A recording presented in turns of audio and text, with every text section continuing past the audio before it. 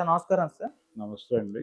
Sir Chandrababu Naidu గారి పైన జగన్మోహన్ రెడ్డి గారు మరోసారి కొన్ని సెన్సేషనల్ కామెంట్స్ అయితే చేయడం జరిగింది సార్. ఇప్పుడు ఆ వీడియో కూడా విపరీతంగా వైరల్ అవుతుంది.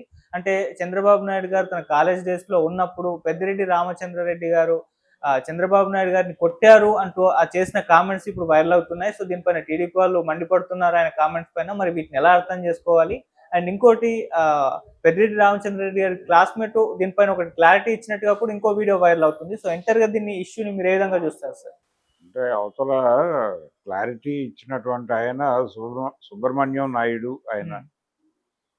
సుబ్రహ్మణ్యం నాయుడు అనే ఆయన చంద్రబాబు నాయుడు అనేటువంటి ఆయనకి ఒక క్లీన్ చిట్ ఇవ్వటం కూడా అది వివాదం చేయొచ్చు. హ్మ్. ఎవరు చేయొచ్చు? జగన్మోహన్ రెడ్డి గారి బృందం. హ్మ్. అంటే వైఎస్ఆర్సీపీ ట్రోల్ గ్యాంగ్ ఆ పని మీద ఉండొచ్చు, తప్పేం లేదు దానిలో.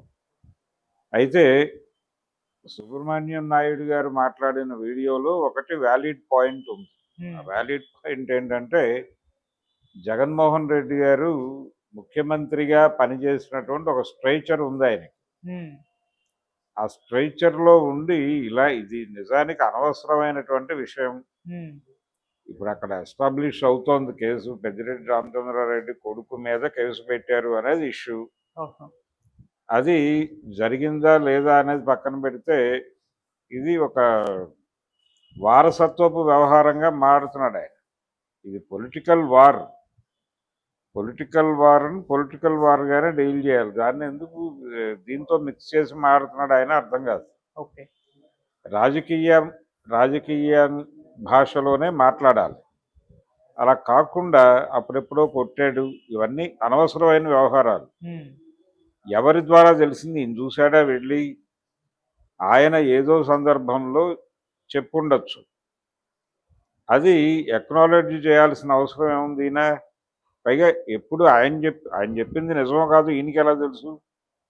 చాలా సందర్భాల్లో కాలేజీ డేస్ గురించి మాట్లాడేటప్పుడు రకరకాల మెమరీకి సంబంధించిన వ్యవహారం అది. హ్మ్. 72 ప్రాంతాల్లో జరిగింది. 72 అంటే యాక్చువల్గా అప్పుడు జయాంధ్ర ఉద్యమం జరుగుతున్నటువంటి టైం. ఆ టైంలో రకరకాల యాజిటేషన్స్ ఇవి జరిగినాయి, అన్ని యూనివర్సిటీల్లోనూ జరిగినాయి. ఆ క్రమంలో అక్కడ ఏదైనా జరిగితే, ఘర్షణ జరిగితే జరిగి ఉండొచ్చు. ఆయన ఎన్ఎస్యుఐలోనే దాంతోనే ట్రావెల్ అయ్యాడు ఆయన, చంద్రబాబు నాయుడు కూడా. కాకపోతే ఇప్పుడు ఈయన చెప్తున్న సుబ్రహ్మణ్యం నాయుడు చెప్తున్నటువంటి దాని ప్రకారం గ్యాప్ ఉంది వీళ్ళకంటే, చంద్రబాబు సీనియర్ అనేది చెప్పాడు. ఆయన రీసెర్చ్ కూడా ఎన్జీ రంగా వ్యవసాయ సిద్ధాంతాల మీద రీసెర్చ్ ప్రోగ్రామ్ ఆయన చంద్రబాబుది. ఆ రీసెర్చ్ ప్రోగ్రాం కోసం ఆయన తరచూ నిడుబ్రోలు తిరుగుతూ ఉండేవాడు. అక్కడ ఉండేవాడు. రంగా గారి కుటుంబము ఆయన వ్యవహారాలన్నీ అక్కడ జరిగాయి. ఓకే. కాబట్టి ఆచార్య ఎన్జీ రంగాకి సంబంధించినటువంటి వ్యవహారాలు వాటి అధ్యయనం నిమిత్తం అలా తిరిగేవాడు ఆయన. అయితే ఏ రోజున అంటే ఆయన కంక్లూడ్ చేయలేదు దాన్ని. రీసెర్చ్ స్కాలర్గా ఉన్నాడు కానీ అది కంక్లూడ్ చేయలేదు ఆయన. వదిలిపెట్టేసి రాజకీయాల్లోకి వెళ్ళిపోయాడు. అయితే ఆయన యూనివర్సిటీతో ట్రావెల్ ఉన్న రోజుల్లో ఆయన ప్రధానంగా తిరుగుతూ ఉండేవాడు. ఇక్కడే ఉండేవాడు ఎక్కువ టైం, నిడుబ్రోల్లోనే. అది ఆయనే చెప్పుకున్నాడు. చాలామంది ఆయన తెలిసిన వాళ్ళు కూడా చాలామంది చెప్పేవాళ్ళు. ఇక్కడికి వచ్చి చాలా సమాచారం తీసుకుని వెళ్తూ ఉండేవాడు ఆయన. ఎందుకంటే ఆయన స్టడీయే దాని మీద కాబట్టి, ఎన్జీ రంగా వ్యవసాయ సిద్ధాంతాల మీద పేపర్ సబ్మిట్ చేయటం అనే ప్రోగ్రాంలో ఉండేవాడు ఆయన చదువుకునేటప్పుడు.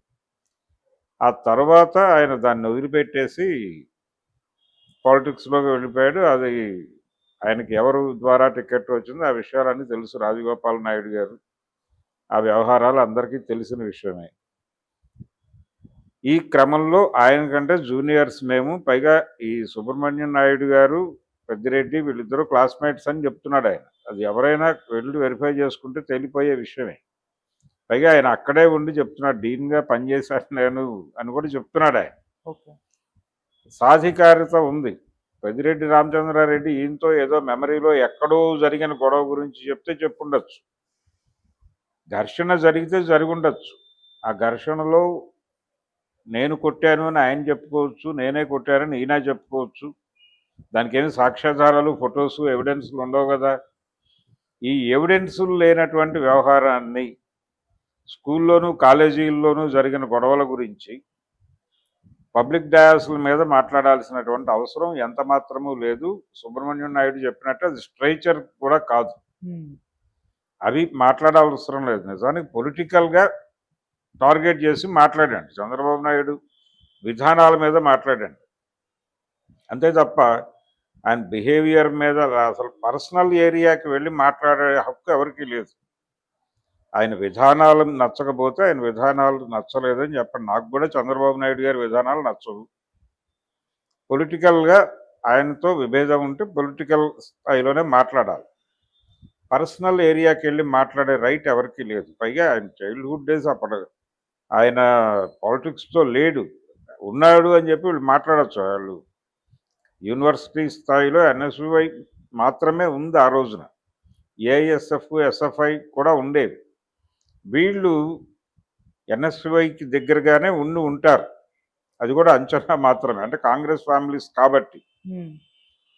ఈ మధ్య కాలంలో వైఎస్ రాజశేఖర్ రెడ్డి అలాగే చంద్రబాబు నాయుడుల ప్రయాణం గురించిన ఒక సినిమా వస్తుంది. అది వెబ్ సిరీస్గా కన్వర్ట్ చేసి ఆయన దేవకట్ట తీశాడు. మరి వాళ్ళకి చెప్తే ఈ సీన్ కూడా పెట్టుకునేవాడేమో. పెద్దిరెడ్డి రామచంద్రారెడ్డి క్యారెక్టర్ పెట్టి ఒక సీన్ ఏమన్నా పెట్టేవాడేమో. ఇలాంటివి ఎందుకు రోడ్డు మీద వేస్ట్గా మాట్లాడుతున్నాడు జగన్మోహన్ రెడ్డి అర్థం కాదు. ఇప్పటికీ ఆయన జనం సమస్యల గురించి మాట్లాడట్లేదు. తన పార్టీ క్యాడర్ అరెస్టులు, తన పార్టీ క్యాడర్ మీద జరిగిన దాడులు గురించి మాత్రమే మాట్లాడుతున్నాడు. ప్రపంచం ఆంధ్రప్రదేశ్ రాష్ట్రం అంటే ఆయన పార్టీ, ఆయన క్యాడరు కాదు, ఆంధ్రప్రదేశ్ ప్రజలు. వాళ్ళని పట్టించుకోండి. మీరు పట్టించుకొని ఒక విషయం ప్రస్తావించాడు ఆయన. మీ సూపర్ సిక్స్లు లేవు, పైగా ప్రజల దగ్గర నుంచి భూములు లాగేసుకుంటున్నాం అన్నీ మాట్లాడాడు. ప్రజాక్షేత్రంలోకి వెళ్ళి మీరు పనిచేసింది ఎక్కడ? ఆ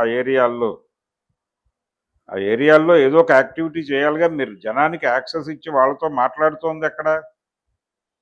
మీరు తలుపులకు తాళాలు వేసుకుని లోపల కూర్చుని అప్పుడప్పుడు ప్రెస్ మీట్లు పెట్టి మాట్లాడితే ఎలాగా?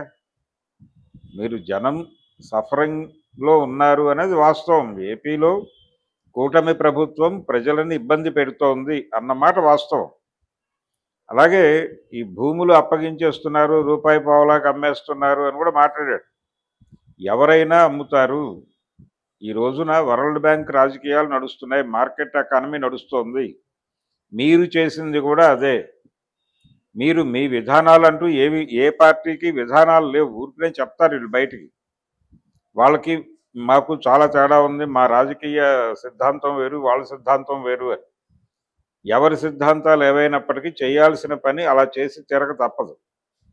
తెలంగాణలో ఉన్న కాంగ్రెస్ పార్టీ, గతంలో ఉన్న బీఆర్ఎస్ పార్టీ, అక్కడ ఉన్నటువంటి తెలుగుదేశం పార్టీ, గతంలో ఉన్నటువంటి వైఎస్ఆర్సీపీ, ఇవన్నీ కూడా ఒక మోస పద్ధతిలో పనిచేసుకుంటూ వెళ్ళినవే.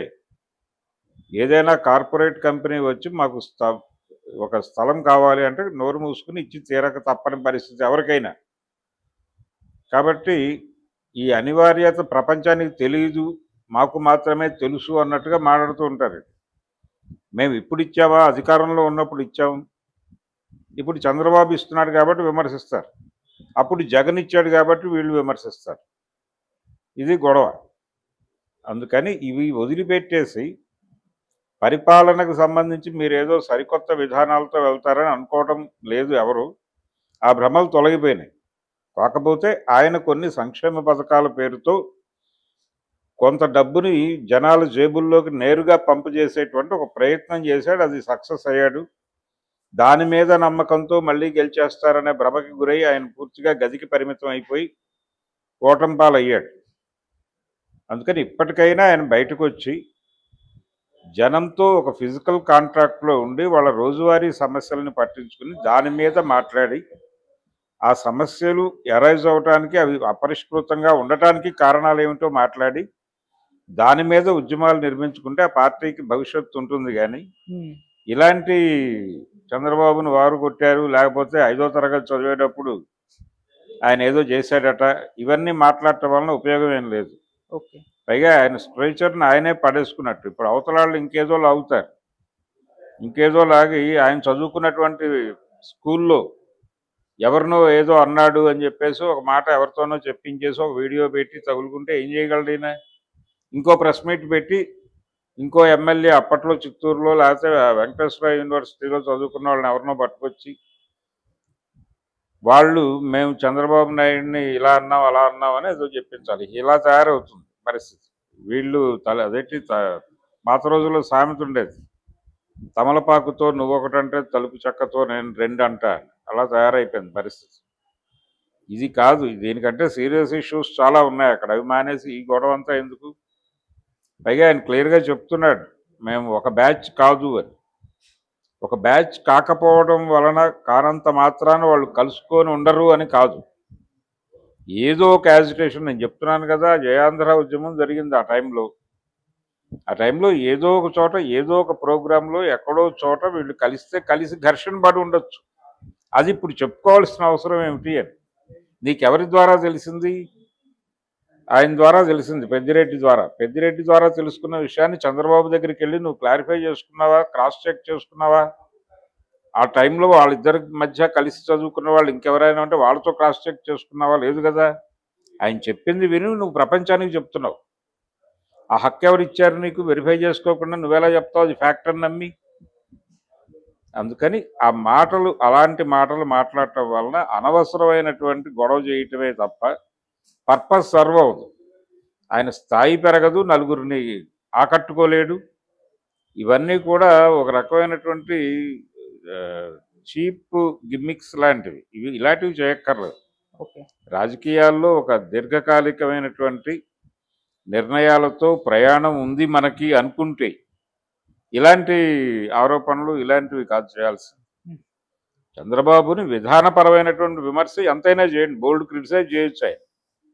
అవన్నీ వదిలిపెట్టేసి ఇవి పట్టుకుని ఆయన కొట్టాడు, ఈయన తన్నాడు, ఈ గొడవ అంతా ఎందుకు? విషయం పక్కదారి పట్టించే ప్రయత్నాలు ఇవన్నీ. అంటే ఈయన కూడా ఆయనకు సహకరిస్తున్నాడేమో అనుకుంటారు నాబోటోళ్ళు. అందుకని దయచేసి జగన్మోహన్ రెడ్డి గారు ఈ రకమైనటువంటి చీప్ ట్రిక్స్ మానేసి, మీకు ఓపిక ఉంటే జనాల్ని కూడగట్టుకోండి, చంద్రబాబు పరిపాలనా విధానం మీద యుద్ధం చేయడానికి అందరినీ కలుపుకోండి. కలిసి రావడానికి అనేక శక్తులు సిద్ధంగా ఉన్నాయి. అది మానేసి ఇదేదో అంటే ఇంకొక 3 ఏళ్లలో నా చేతికి అధికారం వస్తుంది, ఈ లోపల కాలక్షేపం చేయటమే అనుకుంటున్నాడు ఆయన. అంటే జనం తనకు అధికారం ఇస్తారనుకోవడం లేదు ఆయన. ఢిల్లీ దేవత కనికరించి నాకు అధికారం ఇస్తుంది అనుకుంటున్నాడు. ఢిల్లీ దేవత చంద్రబాబునే కోరుకుంటే ఏమిటి పరిస్థితి? చంద్రబాబు నాయుడికి విషయం అర్థమైంది, ఢిల్లీ దేవత ఆశీస్సులు ఉంటే మనం ఎంతకాలమైనా ఉండొచ్చు అని. కాబట్టి ఆయన ఢిల్లీ దేవత కాళ్ళు గట్టిగానే పట్టుకుని ఉన్నాడు. ఆయన్ని వదిలేస్తుందా అనేది అనుమానమే, క్లారిటీ లేవు అక్కడ. అందుకని మీరు ఎలా కాన్ఫిడెంట్గా మారుతారు 3 ఏళ్లలో నేను వచ్చేస్తానని? దానికి ఆల్టర్నేటివ్ ప్లాన్ ప్రజల్ని ఆకట్టుకోవటం. ప్రజలను వదిలిపడేశారు మీరు. ఇప్పటికైనా జనంలోకి వెళ్ళండి, కాలక్షేపపు స్టేట్మెంట్లు మానేసి జనంలోకి వెళ్ళి రియల్గా మీరు మీ క్యారెక్టర్ని రీబిల్డ్ చేసుకుంటే, రేపు ఎప్పుడో పాదయాత్ర అంటున్నాడు ఆయన, ఆ పాదయాత్ర అప్పుడైనా జనంలోకి వెళ్ళాలి. కాబట్టి అదేదో ఇప్పుడే మొదలు పెట్టండి. ఈ అనవసరమైన విషయాలు మాట్లాడేవాడు కాదు ఇదివరకు జగన్, ఈ మధ్య మాట్లాడుతున్నాడు. ఇది మానేసి పాత జగన్ మళ్ళీ వస్తే అప్పుడు ఆయన ఇంకో ఎన్నికలో గెలిచే ఛాన్స్ ఉంటుంది, అంతవరకు కష్టమే.